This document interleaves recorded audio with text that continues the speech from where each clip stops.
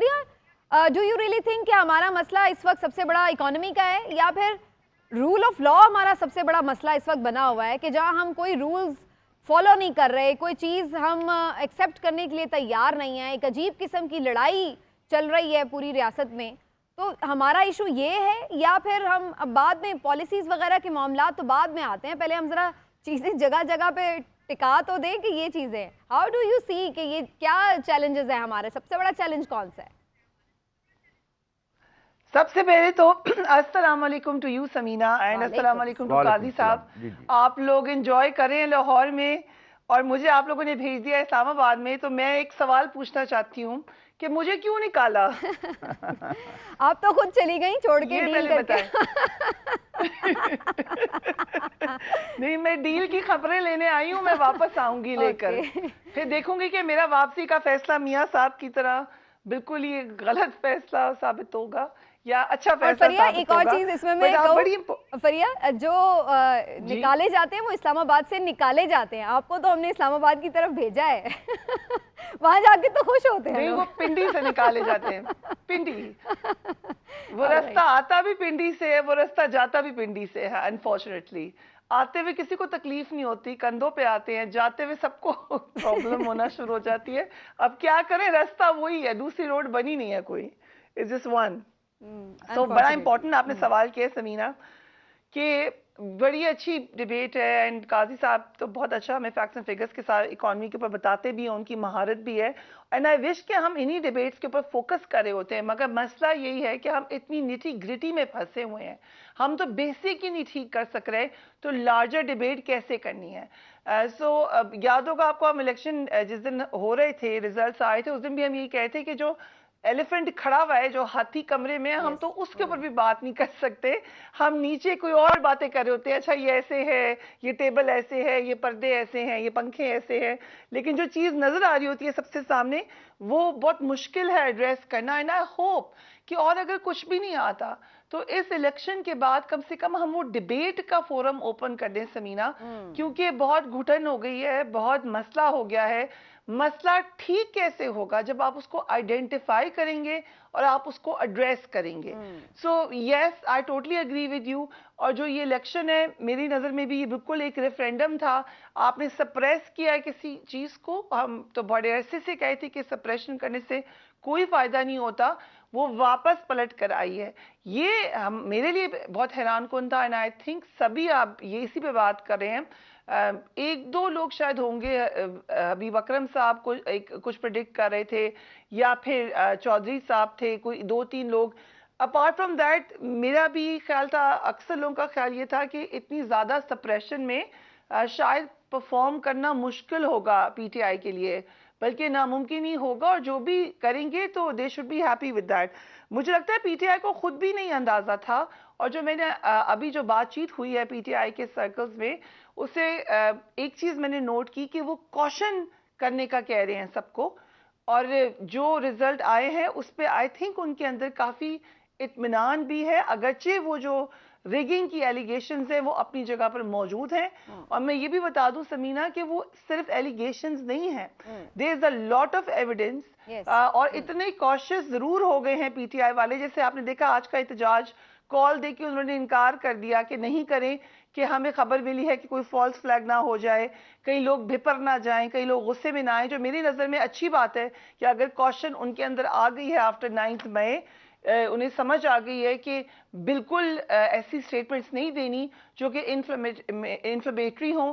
तो जो हम ये बात कर रहे थे कि वैसा रिएक्शन ही आ रहा पीटीआई से जैसा आता था, एक चीज और है, बहुत बड़ी वजह ये है। इसमें फिर एक क्वेश्चन पहले ये बनता है कि क्या फिर इस मुल्क में एक पुरअमन एहतजाज का हक टोटली ख़त्म कर दिया गया? मतलब इसका मतलब ये हुआ, या तो ये होता ना कि कुछ ऐसा हो रहा हो, ऐसा यानी कोई जलाओ घेराव हो रहा है और फिर पुलिस आई और फिर पुलिस ने उन्हें कुछ रोकने की कोशिश की और कुछ चीज़ें हुई, मतलब अभी वो जस्ट अनाउंस करते हैं।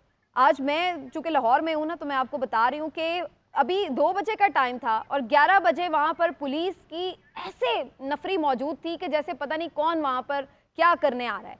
तो मुझे ये समझ में नहीं आया क्या इस मुल्क में बिल्कुल हम आइन चेंज कर दें अब कि जी एहतजाज नाम की कोई चीज़ नहीं रह गई, ये तो बात की बात है कि वो वायलेंट होता है या नहीं होता। और मैं इस बात से एग्री करती हूँ आपकी कि ठीक है, अगर उन्हें कोई ऐसे खदशात थे कि ये वायलेंट हो सकता है तो उन्होंने उसको अच्छा किया कि मुलतवी कर दिया। लेकिन उससे पहले हमें इस चीज़ को कंडेम करना चाहिए कि क्यों नहीं कोई प्रोटेस्ट कर सकता भाई अपने राइट के लिए।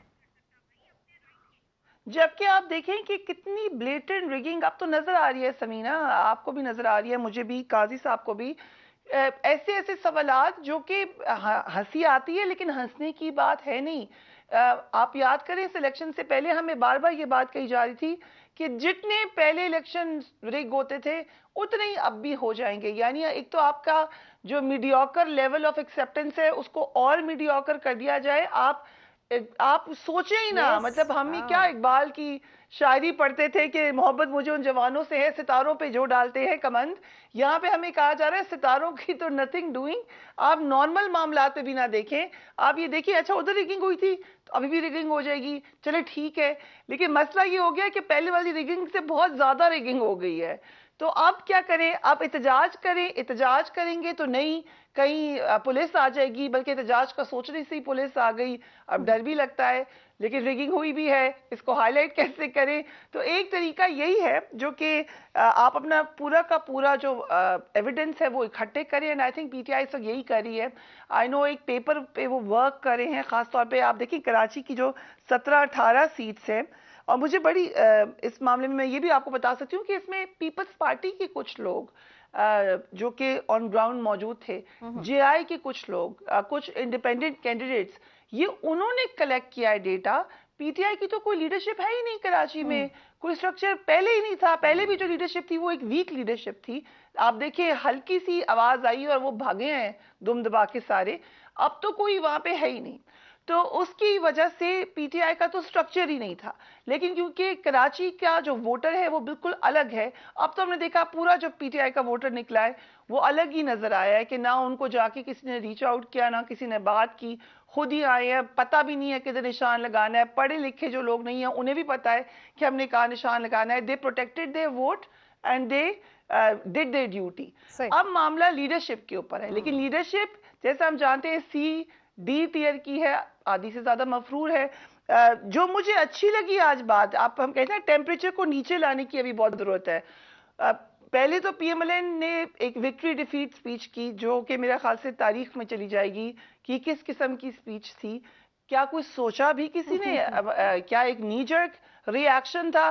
क्योंकि मीडिया, और आप याद देखिए मीडिया के ऊपर गुस्सा, क्या आप लोगों ने कहा हम खामोश हो अच्छा, गए इस हैं पे तो तो मैं हम अब आती हूँ करेंगे अलग से, स्पीच? इस पे एक अलग से अभी अभी अलग से फरिया इसमें तसल्ली के ठीक साथ है। इस बात का पोस्टमार्टम सही है। करेंगे। फरिया फिर ये भी बात अब आएगी, जाहिर सी बात है कि आप रिस्पॉन्सिबिलिटी अगर नहीं लेंगे तो फिर आगे चलेंगे कैसे मामलात। अल्टीमेटली अगर पीपल्स पार्टी भी ये बात कह रही है कि जनाब हम नहीं इंटरेस्टेड हैं अगर विफाक में, तो फिर क्या आपको क्या सोल्यूशन नजर आ रहा है, अल्टीमेटली क्या होगा फिर? देखिए बिलावल भुट्टो को मशवरा दिया है उनके कुछ सीनियर मेंबर्स ने। फैसल करीम कुंडी उसमें शामिल हैं। शहीद रहमान साहबा कह रही हैं कि कल सीएसी में वो बात उठाएंगी कि उनके ख्याल से कि अनलेस एक स्ट्रॉन्ग पोजीशन में हो, एक कोलिशन, एक वीक कोलिशन की गवर्नमेंट लेना ज़रूरी नहीं है, बल्कि फ़ायदेमंद नहीं है। उससे बहुत बेहतर है कि वो एक स्ट्रॉन्ग अपोजिशन में बैठे हैं। आपको याद होगा बेनज़ीर भुट्टो अपोजिशन बड़ी ज़बरदस्त जमहूरी तरीके से करती थी। We must give a credit for that. और लगा है पीपल्स पार्टी को कि ये जो थोड़ा सा अपोजिशन मोड में गए थे बिलावल भुट्टो, और अब थ्रू आउट देखें कि एक चपकलिश रही है बिलावल भुट्टो में और उनके फादर में, ओपनली भी रही है, अंदरून खाना भी रही है कि किस तरीके से सियासत करनी है, नई सियासत है, पुरानी सियासत है, ये पूरा स्लोगन रहा है। अब अगर वो प्राइम मिनिस्टर बन जाएंगे एक ऐसी पार्टी के साथ जो वो समझ रहे थे पार्ट ऑफ द प्रॉब्लम है, तो फिर बहुत सारे क्वेश्चन मार्क्स आएंगे। ये भी देखें कि बिलावल भुट्टो बड़ा क्लियरली बार बार कह रहे थे कि शरीफ जो है वो अनपॉपुलर हो चुके हैं पंजाब में, पीएमएलएन बड़ी अनपॉपुलर हो चुकी है पंजाब में। और जब ये बात कहते थे तो हम उसको एक इलेक्शन स्लोगन के तौर पे लेते थे, लेकिन जब रिजल्ट्स आए हैं तो आपको नजर आया अगरचे पंजाब में वो इस वक्त सिंगल लार्जेस्ट पार्टी हैं, हुकूमत बनाने जा रहे हैं, लेकिन अगर आप साउथ पंजाब का उनका रिजल्ट देखें समीना, 2013 में जो उनका नंबर था उससे कम हुआ, 2018 में एक्चुअली कम हुआ, फिर अब हम देख रहे हैं फिर उसी के आसपास आता हुआ नजर आ रहा है। 2018 में वो ये भी क्लेम करते रहे कि हमारे साथ बहुत ज्यादा ज्यादती हुई, लेकिन इस दफा तो उनको पूरी सपोर्ट थी। तो बतदरीज पीएमएलएन का वोटर कम हो रहा है और वो पीटीआई लेती हुई नजर आ रही है उनकी जगह। और जितना मर्जी वो कह लें कि कल्ट है, एक बंदा है, वक्ती उबाल नहीं, है, वो तो ये कह जो रहे हैं ये ट्रेंड्स सारा नजर मीडिया आ का रहे हैं कसूर पिछले है। 3 इलेक्शन के, वो तो मीडिया का कसूर निकाल जी सूटेड बूटेड एंकर्स का सूटेड बूटेड एंकर्स का कसूर है। मैंने नोट किया उस दिन से काफी एंकर्स ने सूट्स एंड बूट्स पहनना छोड़ दिए हैं, शलवार कमीज में आना शुरू कर दिया है। लेकिन एनीवे, और दैट नहीं, वाज ऑन अ लेकिन लाइटर फरिया नोट। आज तो भी ये आज तमाम भी सूरत-ए-हाल है। इवन मुझे तो ये लग रहा है बड़ा अजीब सा बिहेव कर रही है पीएमएलएन इन दिस सेंस कि बजाय इसके कि वो ये देखें, डिग आउट करें कि आखिर अगर उनकी सीट्स उस तरह उनकी एक्सपेक्टेशंस के मुताबिक नहीं आई तो कहाँ उनसे चूक हुई, वो तो थ्रू आउट इसका सारा ब्लेम डाल रहे हैं मीडिया के ऊपर कि जैसे मीडिया ने उनकी जो सीट्स हैं वो कम कर दी हैं और वो आकर हर किसी से लड़ झगड़ रहे हैं बाकायदा। नॉर्मल सा भी क्वेश्चन करें तो वो आपको इस तरीके से डांट डपट शुरू कर रहे हैं कि जैसे मीडिया ने उनका मैंडेट चुराया है। ये तो बिल्कुल मेरी तो समझ में नहीं आ रहा है कि वो ऐसा अभी तो पावर में आए नहीं है, लेकिन स्टिल वो मीडिया के साथ इस तरह से बिहेव क्यों कर रहे हैं? आपको क्या आपकी क्या रीडिंग है? पीएमएलएन की जो उनकी जो ट्विटर हैंडल है ऑफिशियल, उससे एंकर्स को बड़े पर्सनल हमले किए गए। उनकी शादियों पे बात की गई, दीगर बात की गई। आई वाज वेरी सरप्राइज कि क्या हो गया है पीएमएलएन को, but may be not that surprise. जो तनकीद करते थे उन पे तो हमेशा ही बड़ी सख्ती रखी है पीएमएलएन ने, लेकिन कुछ थे जो काफी मोहब्बत वाले मामला थे, उधर भी सख्ती नजर आ रही है। मतलब आप देखिए एक चैनल जो बड़ा समझा जाता है कि पीएमएलएन का फेवरेट है, उधर से शिकवे शिकायत आ रहे हैं कि आप हमें क्यों डांट रहे हैं। कुछ ऐसे जर्नलिस्ट हैं जो कि समझा जाता था कि काफी क्लोज हैं पीएमएलएन के, उनसे भी नाराज है इस वक्त पीएमएलएन। सो आपकी ये बात ठीक है। देखिए मुझे याद है कि बचपन में मेरी एक फ्रेंड थी, अब वो कहीं नाराज ना हो, लेकिन उनका काफी बुरे मार्क्स आए मैथ में, तो मैंने जाके सीधा बता दिया आंटी को कि ये देखिए इसके नंबर कम आए हैं। वो मुझसे बहुत नाराज हुई कि तुमने क्यों बताया, why did you tell her. मुझे टीचर ने कहा था बताया उनको जाके, तो मुझे वही एक किस्म की लगी है मेंटालिटी कि हमारा रिजल्ट क्यों बताया, बजाय इसके कि आप एक्चुअल क्वेश्चन को एड्रेस करें कि आपका ऐसा रिजल्ट क्यों आया भाई। और एक्चुअली आप देखें शहबाज शरीफ साहब समेत अब तो ये चले इलेक्शन कमीशन को लेना पड़ा है प्रेशर में आकर मामला, क्योंकि इतना सीधा मामला। देखिए फॉर्म 45 एंड 47 यहाँ पे जो स्ट्रॉन्ग पोजीशन में आई है पीटीआई, वो इसी वजह से आई है कि उन्होंने फॉर्म 45 एक्वायर कर लिए। आज भी ये बात हुई है कि ये फॉर्म्स कैसे मिल गए उनको। So they are not looking at the main problem. The main problem is कि आपके वोट क्यों कम हुए हैं, लोगों ने क्यों नहीं डाले vote. Main problem is not that कि फॉर्म 45 क्यों लीक हो गए या मीडिया ने क्यों बता दिया आपके कम नंबर आए हैं। अगर आप ऐसे करेंगे तो कभी भी आपके नंबर नहीं बढ़ेंगे। जमहूरी रवायत है कि आपके वोटर कम भी होते हैं, ज्यादा भी होते हैं, ये आपने but you need to interesting चीज एड्रेस रखी द है फॉर्म प्रॉब्लम। 45 वाली, इस पे आके डिस्कशन भी करते